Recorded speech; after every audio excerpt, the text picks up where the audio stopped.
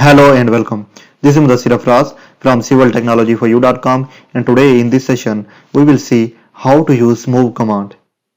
If you want to move an object in AutoCAD, you can use move command. So move command is in modify panel under home tab.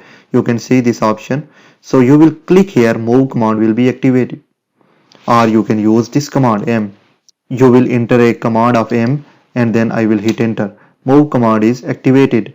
Now I will select that object that I want to move. For example, I want to just move this circle under this circle. Okay, for that I will just select this hole and then I will hit enter. Now AutoCAD is asking something, that specify base point.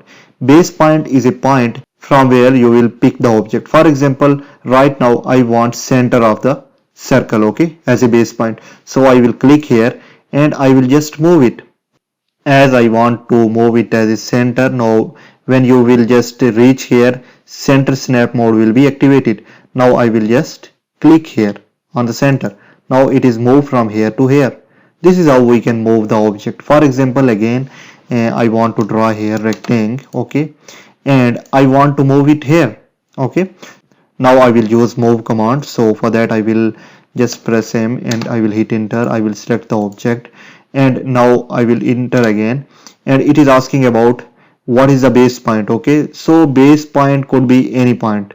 For example, if I want to move from this point, I will just select this point. Okay, now this is the point, okay, where I will move the object.